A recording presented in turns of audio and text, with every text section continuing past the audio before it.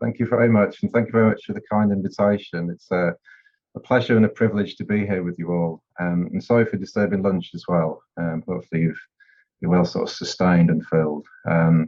Okay, I'm just going to try and share some slides just to accompany the presentation.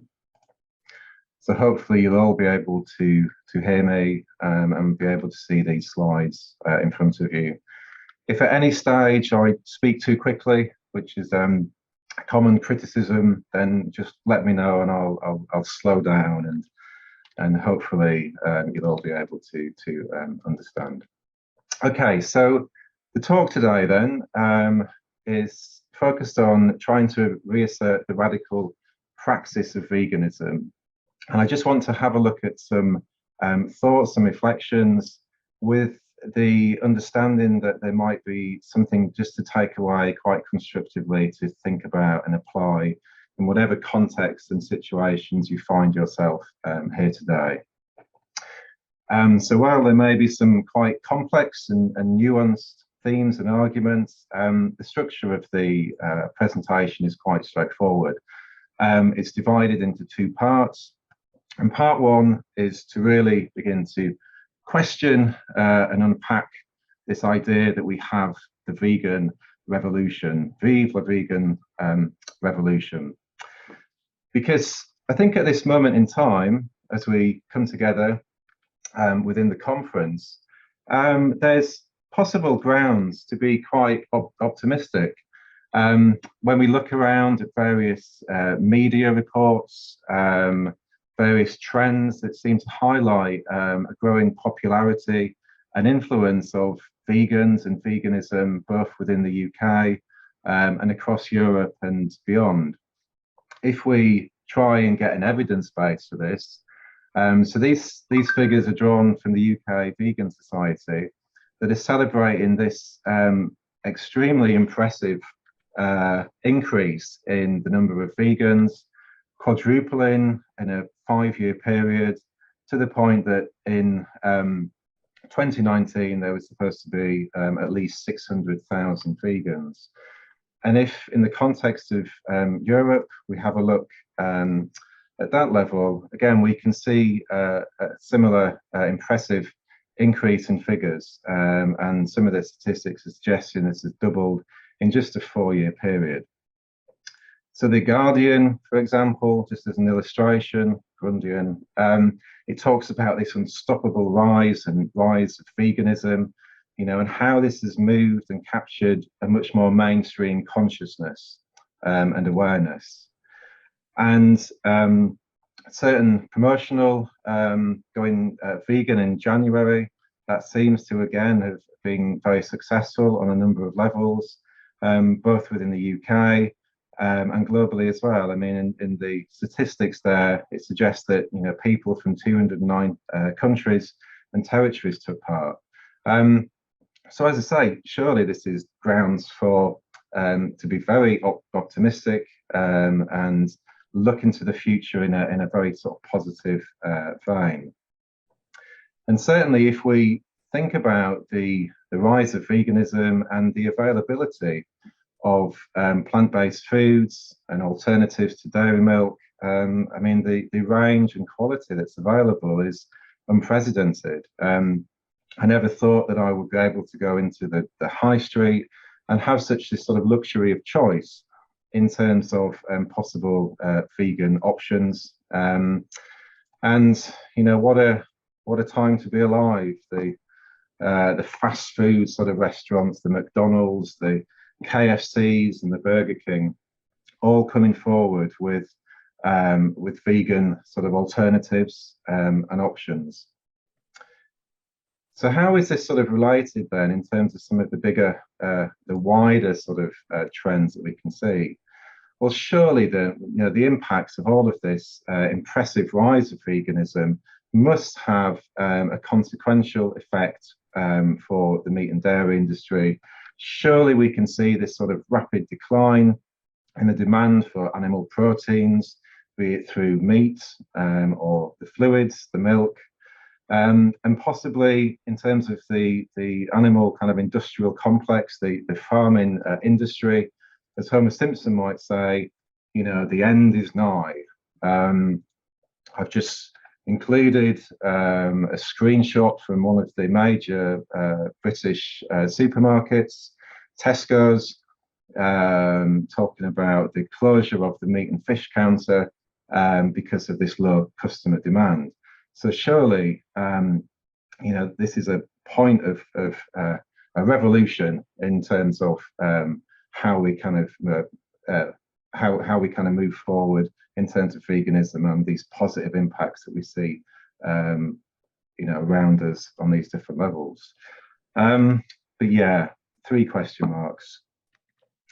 And I think, we need to take a step back and have this reality check, to take on the matrix sort of principle of the red pill, to be able to actually try and unearth and understand some very unsettling and uncomfortable truths that have accompanied this sort of rise and this heralded celebration of veganism.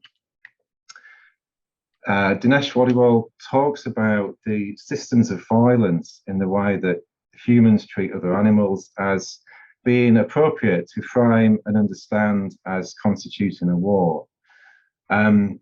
And unfortunately, we can see that this war against both non-human animals and the more than human communities and natural world continues to swell and grow. If we are looking purely at the meat and dairy industry, then it continues to expand rapidly in many ways. So this was it's a wonderful book. It's a very poignant quote by David Niebert. Talks about these 65 billion land-based beings are killed to be consumed as food every year. And again, to try and gain some sort of understanding about these sort of figures and the enormity of the suffering and violence that takes part, as he argues, it defies comprehension and understanding. The latest figures that I've seen suggest conservatively we're looking at more like 80 billion land-based beings being killed to be consumed as food every year. And we see this sort of uneven but still rapid growth. If we think about geographical scales and global level, the world is producing 3 times the quantity of meat as it did 50 years ago. We've got an uneven sort of growth rate, but still the fastest growth is seen in countries such as China and Brazil.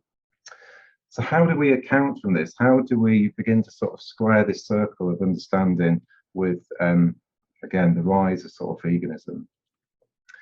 Well, I think one of the main ways we can get an insight into this is to see how veganism has become incredibly attractive as a market for profit, and that has attracted a whole range of capitalist investors.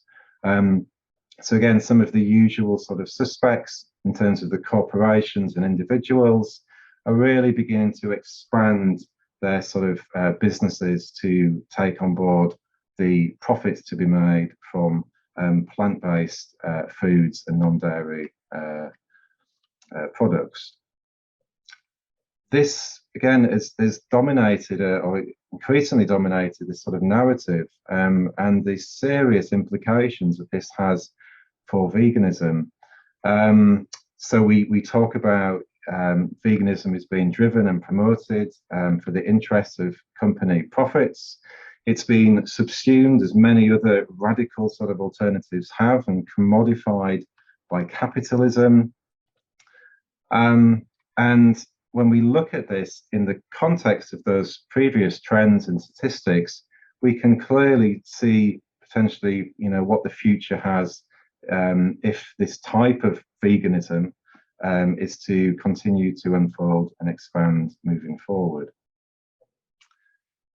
And I think this is really appropriate just to reflect a little bit on the title of the presentation, this reference to the Capitalocene, as opposed to, for example, the more popularly used Anthropocene.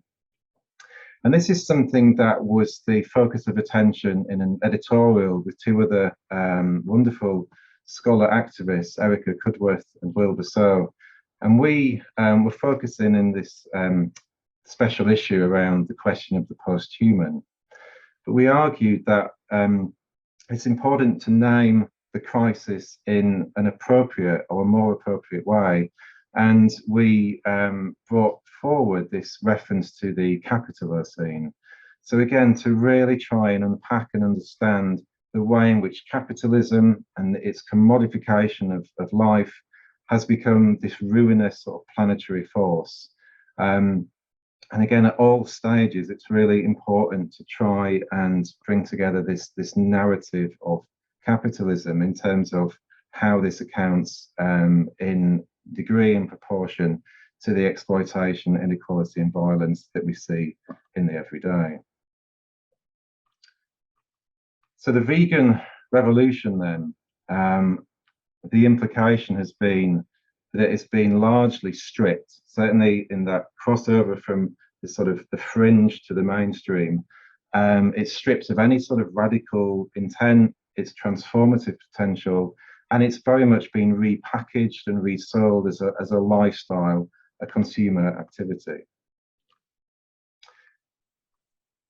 So here we can also see then that as part of this kind of promotion of veganism in terms of the for-profit types of veganism, the corporations and individuals that profit from this are also profiting from the ongoing abuse and exploitation that is embedded in the meat and dairy industry. We must also recognize the violence that's undertaken by the individual, the human animals that are entangled in these spaces. And again, the evidence-based bringing forward not only the physical costs and injuries, for example, of slaughterhouse, abattoir workers, but also the mental sort of state of mind, post-induced traumatic stress, coping strategies such as alcohol dependency, drug dependency, increasing domestic violence, and so on within local communities. And at the same time, we've also got this narrative of veganism as being cruelty-free. But again, the critical spotlight of attention really needs to be shone on the way in which our fruit and vegetables, for example, how they're sort of produced and so on. And there's been some incredibly heartbreaking stories that have come forward about the rights, the human sort of rights abuses of workers that tend, grow, harvest the fruit and vegetables that we use, buy maybe from sort of supermarkets and so on. Again, is this reconcilable with this sort of vegan praxis? I think all of us would argue that it is not. And the same in terms of thinking about the production of various plant-based foods, the palm oil, environmental devastation that accompanies those practices, and the pesticides that are used to, again, grow fruit and vegetables. And all of these, are really important and significant to consider at the current time. What we will hopefully be able to argue constructively is the importance of distinguishing, uncoupling what we understand by sort of veganism from this narrative of this sort of plant-based diet, plant-based lifestyle and plant-based consumerism, because the former is certainly not a counter-power movement, nor will it ever be. But whereas a plant-based sort of lifestyle or diet may well inform part of a praxis of veganism, again, it's not reducible to it. So I would like to argue in a politics of hope and that sort of spirits, that we still have the opportunity to reclaim sort of veganism and reassert this as this sort of counter-power movement. And this is at the heart, basically, of the second part of this presentation. Again, just to throw some ideas about how we might, there's no blueprint, follow these sort of steps. Again, it's encouraging various sort of multiplicities and diversities of approaches here. So again, hopefully there might be something that you'll be able to identify with maybe, or to think through following this presentation. Well, just to pause and say, well, you know, at this moment in time, this time is sort of, again, unprecedented crisis at so many different levels and so many different geographies, economic, political, environmental, and so on. Can we sort of glean a teachable moment? And what I mean by this, some of the dominant sort of pejorative stereotypes traditionally about vegans and veganism, these myths that sort of surrounded the fact that you have to eat meat, you have to drink milk to be healthy. Vegans live on this restricted diet that impoverishes them and others around them. It's not healthy.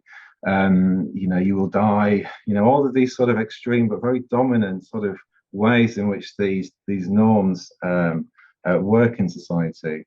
And so if there's one thing about the narrative of bringing forward the plant-based revolution in a way, in terms of mainstream society, it's to thoroughly reject and push back against some of those dominant sort of stereotypes and narratives. So not only you know, can we survive on a vegan diet, we can thrive. And I think that diversity and quality of plant-based foods is something that, you know, we can take as very positive at this moment. And again, the old sort of narratives around the health of meat, for example, have been thoroughly debunked by, you know, some of the most important in terms of visibility organizations such as the World Health Organization, classifying various meats as group 1 carcinogens. So again, these old norms have been uprooted and destabled. The other one is the question about affordability. And there's certainly a critique to be had about how veganism, in the for-profit sense, how that is coming forward and who is it focused on. Again, there's the middle class or affluent consumer base is certainly something that if you were looking at this to create and maximize profit, of course you would target that particular group in the population. But that should not detract from the fact that veganism, a plant-based diet, is not only cheaper, but it's also healthier too. And again, some of the research that is coming out to argue for these points is unilateral in its conclusions here. And the third sort of teachable moment then, obviously, you know, the dominant question, the dominant sort of narratives have been pushed forward by the question of COVID-19 being yet another zoonotic disease. So to put the critical focus of attention about these relationships between humans and more than human animals and communities. In my own sort of pathway, I suppose, into veganism, my sort of awareness, it came very much in the early 2000s. And this was a time in the UK of the foot and mouth disease. And all of these sort of hidden spaces of sort of violence were suddenly brought very much forward in terms of the mainstream media, television and newspapers. And it was heartbreaking to see this violence taking place, these huge funeral pyres of animal bodies, animal carcasses. But I think it was Matthew Scully in his book Dominion. He talks about the reality is that foot and mouth is not fatal to the animals. It's an economic disease in terms of it affects the weight and growth of animals, that again impacts on profit. And so in this commodified sort of relationship with other animals, that determines whether, you know, it's profitable to keep them or not. And so my sense of what was right and wrong at the time was thoroughly sort of thrown out of the window, and that was for me a strong sort of pathway into a more critical awareness of the treatment of other animals, and also a pathway in ultimately towards a vegan praxis. And so some of the narratives then are putting a harsh sort of spotlight on the industrial and other forms of animal agriculture, and quite clearly and convincingly arguing that we must end this, not reform, but end the whole sort of animal forms of agriculture and reliance on plant-based, meat-based proteins, animal-based proteins. Okay, so just to outline some sketches and ideas then, in terms of a resurgent veganism maybe, there's just 5 points, of which there might well be 2 of these that I'll focus on in more detail. One is to reassert what veganism actually stands for. When we talk about this, what is it that we mean? And for me, one of the ways in which I can do this is to really reconnect with the emergence of the term vegan and the radical kind of roots upon which that was predicated. For me, a resurgent veganism in the second instance is one that draws a spirit, it draws inspiration from an anarchist praxis and anarchist geographies. And this also should encourage us to really problematize aspects not only of capitalism and the market, but the role of government and the state itself in perpetuating the violence and the abuses that we see in the world today. And then moving forward, the question of vegan geographies, what might that mean? How might that encourage us to think more spatially around these questions of animal exploitation and violence, and indeed relationships of non-violence and freedom? And potentially, how might this again help inform this sort of intersectional praxis and appeal to a politics of total liberation? Okay, so what does veganism stand for? Again, we kind of think about what that might mean for you, sort of listening to this moment in time, if you had to have some sort of definition. This is moving towards this sort of history lesson, maybe, because though veganism has been a praxis, it's been in evidence since antiquity. The actual term was coined in 1944, and it was by a small group of individuals, including Donald and his future wife Dorothy Watson, in a nightclub in the UK city of Leicester. And this definition, I think, is one that many people would appeal to in terms of their understanding of veganism, as both a philosophy and a way of living which seeks to exclude, as far as is possible and practicable, all forms of exploitation of and cruelty towards animals for food, clothing, or any other purpose. Another contemporary at the time, Leslie Cross, again, this embodies this sort of spirit, this tide of freedom that has been very much part and parcel of development since the dawn of history. And here, we can clearly see this ethical imperative at the heart of veganism, and a praxis, this sort of theory, a philosophy, and a way of acting. But it's one, crucially, that's neither sort of prescriptive nor overly dogmatic. For me, again, some of the inspiration has come from focusing on some of the wonderful work that is part of maybe an anarchist tradition that was very eloquently, and this is not high sort of theoretical stance that we need to take. This is taking many sort of everyday, very sort of simple, but very sort of critical questions, and how do we begin to respond to them? So Kim Sosha, again, a wonderful scholar activist associated with critical animal studies, just asked a very simple question. The proper contemplation then of anarchist traditions, celebration of non-violence, non-hierarchy, a critique of all forms of hierarchy, If that objective, it's freedom from violence and oppression, slaughter dominate, how can this sort of anarchist society, how can it confine, slaughter, dominate other sentient creatures? And so we can also look at other forms of links between critical vegan praxis and anarchist kind of thinking.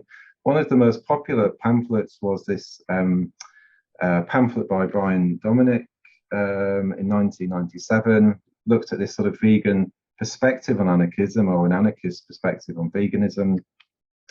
And also within my own kind of tradition, there's some wonderful anarchist geographers, such as Peter Kropotkin, the author of Mutual Aid in 1902, and Elise Reclus. And Elise Reclus brought forward, I think it was 1901, a short, very powerful pamphlet on vegetarianism, again, mindful of the fact that the term vegan was coined in, much later. But what's interesting here is this sort of, it's not an appeal to, a rights-based form of, animal rights and so on, which again, to point, would rely on the state to be able to enforce and protect those rights. But it's much more consistent maybe with this appeal to an ethics of care, which again, other radical traditions, feminism, feminism has focused attention towards. But it's a wonderful sort of reference. He talks about, the ugliness of violence. It's that which we're kind of, that repels us, that disgusts us. And this is the natural sort of enemy. And he encourages us from where we stand, from where we are, to become beautiful ourselves and to let our lives and the lives of others become beautiful. So it's a really sort of revolutionary sort of statement in terms of new forms of imagining our relationships with other life, other earthlings, relationship to the world more generally. But it's also appealing directly to this need to take direct action and the need to embody this sort of prefigurative praxis. And this kind of leads on to another point, which I think we do need to be far more maybe conscious around and unpack more critically. And it's this relationship between the state and the market. The idea that you could appeal to the state to protect, maybe to enforce some sort of welfare, as it were, or to bring forward questions of rights, as I've sort of mentioned before.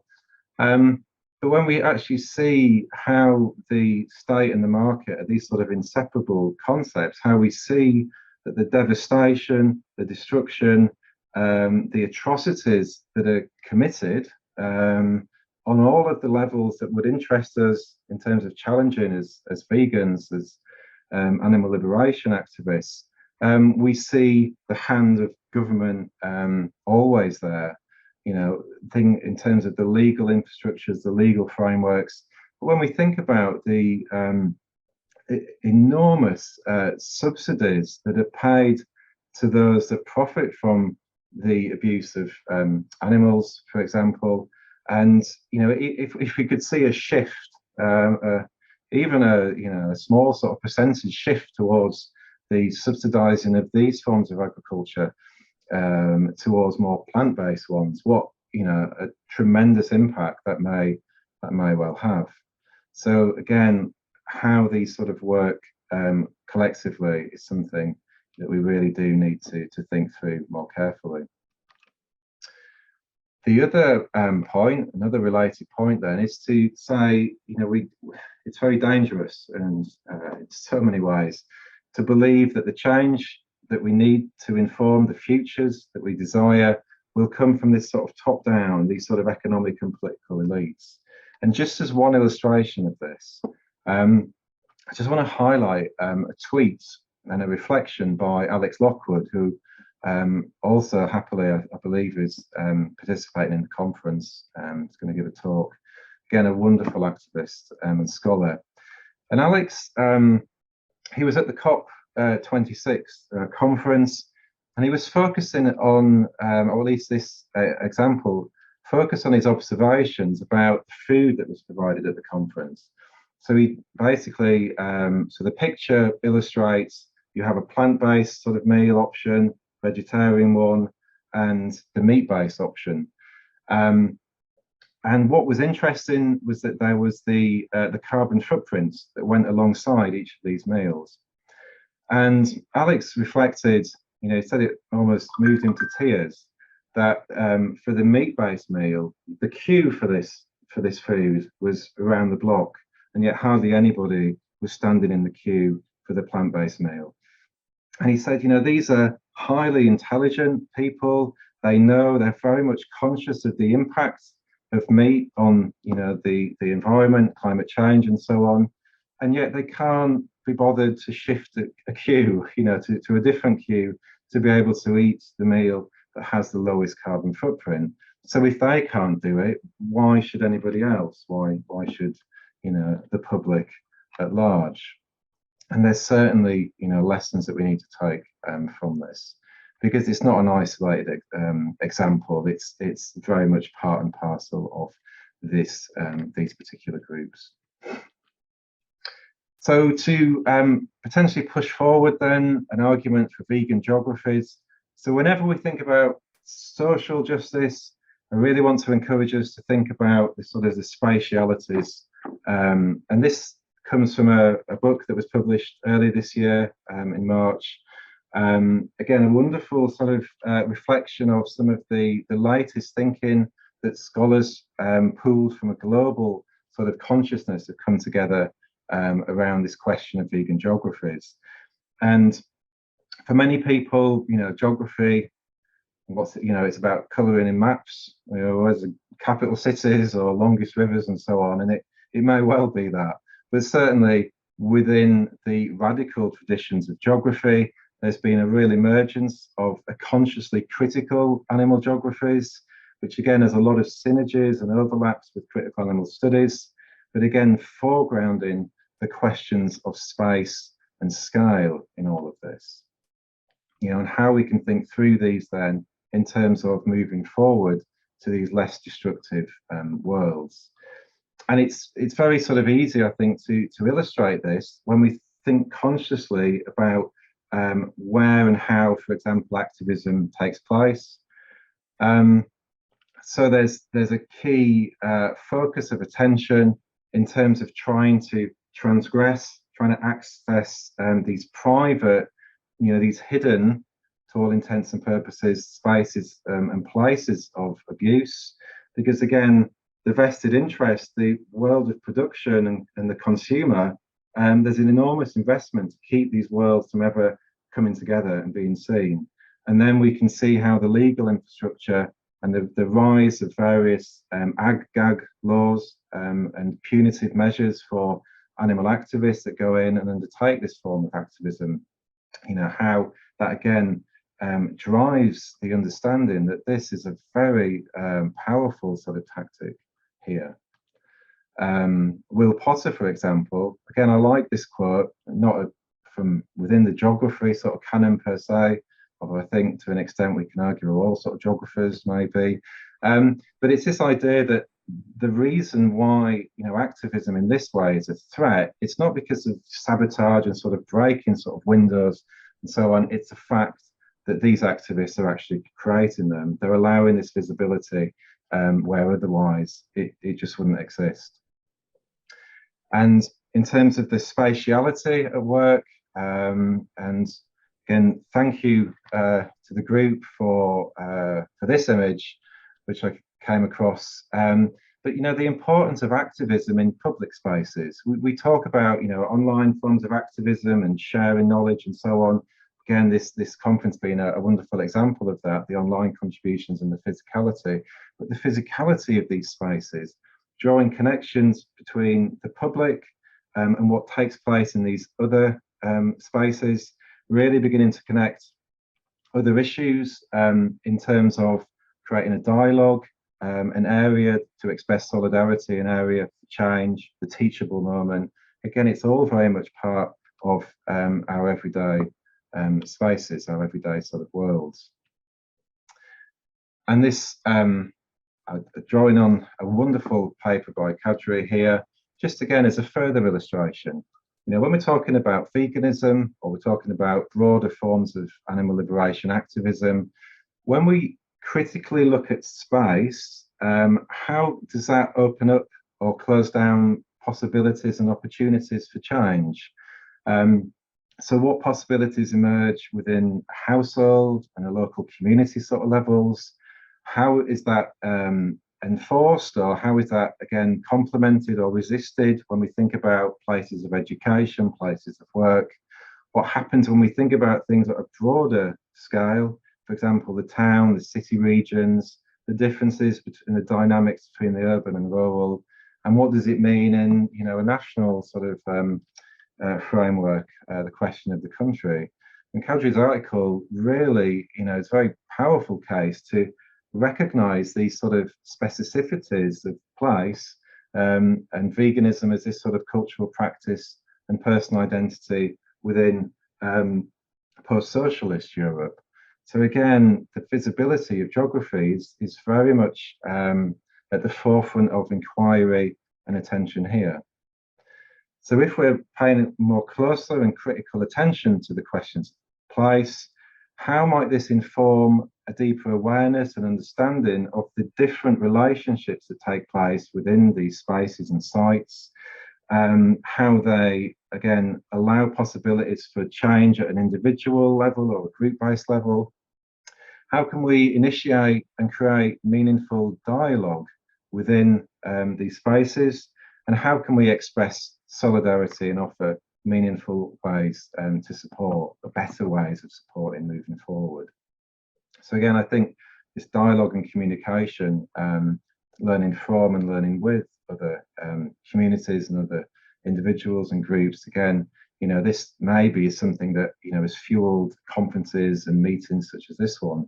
Again, how can we, you know, express that sort of solidarity moving forward? So just to, before sort of concluding, there's a handful of slides left maybe. But if I was to bring this full circle then to my sort of understanding of a vegan sort of anarchist geographies, then there's certainly an intersectional appeal there. This wonderful, you know, question not only of the commons, but how we can develop this sort of interspecies visions and practice of commons and commoning. What is the relationship between place, violence, or indeed non-violence in our relationships, not only with each other, but also in that interface with a non-human animal? But also this idea that there is no such thing as the revolution in the sort of capital R, more of this sort of revolution of the everyday, this idea that we're an evolving society, and we need to be critically sort of conscious of this, and again, how we you know, unfold in a diversity of range is so important in terms of that quest, that narrative of freedom. And so when we're thinking about spatial emancipation, then where does this sort of vegan politics come in? How does that, you know, help drive and animate this broader spatial emancipatory praxis for all? And you can sort of clearly see, for those that are familiar with this appeal to a politics of total liberation, sort of like intersectionality in action maybe, that again, the idea, this sort of radical inclusivity, none are free until all are free. But again, the struggles for justice are inclusive of the human, the more than human, and the earth herself. So again, how can we start thinking about commonalities here rather than differences, and seeing these as kind of discrete and separate issues? So just some very final thoughts, just to take away from, and again, just to think through moving forward. So one thing is not to underestimate the importance that if we are to move to something we could imagine as being a post-Capitalocene or a post-species sort of futures, it's imperative that we unleash sort of radical vegan imaginaries about what is possible and what is practicable. When I mentioned the foot and mouth disease, and in myself, this radical opening, awakening of the relationships with humans more than human animals. This was a book that drew my attention, and it's a very wonderfully written book in many ways, very accessible. But this quote has stuck with me particularly about, we're all kind of kind, we're all good people, but we've all inherited this sort of worldview or worldviews that make us sort of spiteful parodies of what we might have been and what we might become. So again, the imaginary is absolutely central here. And Simon Springer and others arguing for this sort of anarchist political ecology or total liberation ecology. Again, we need to name these forms of speciesism, anthroparchy, human supremacy, and begin to unpack and understand how they inform these sort of violent worldviews that represent, that allow, legitimate these sort of planetary atrocities. When we think differently, when we have these sort of aspirations for different futures, what new kind of relationships emerge? And there's some wonderfully sort of powerful illustrations that we can draw on. I've just highlighted Hartman, who again has got the link there. Some incredible sort of work that they're producing. Is this a question then of a utopian space? I think that's not to marginalize the importance of thinking in this sort of utopian, this idealistic sort of world that we wish to bring forward, but also to think about those types of spaces that exist in the here and now. Again, how do we relate to other animals on a much more equivalent sort of basis that's steeped in non-violence, non-sort of hierarchy, and so on? How do we learn with, and how are we, a part of these broader sort of identities? So the vegan futures then, really need to seriously begin to think about this rise of the for-profit veganism. But does this also, is there a silver lining, or is there some kind of constructive things that we can take forward to inform a potentially teachable moment, with the question of plant-based foods being much more central than it has been at any other time, certainly within the Western sort of traditions than before? I think it's so important to begin to think creatively and radically about the futures to be, but that's important that we take some sort of consolation and hope to be inspired from where we are now, and to be inspired by the practices that we can see, that we would like to evolve, that we would like to support and protect and harness moving forward. Because I think, veganism is a radical in terms of rejection of violence and suffering, but it's also this aspect of care and sort of beauty, as Elisa Reclus mentioned, how we evolving into species worlds more fully, founded on the ideals of sort of justice and peace and freedom. So on that final note, I will end there, and just to say thank you very much for listening, and hopefully there's been something of interest to take forward from this. Thank you very much.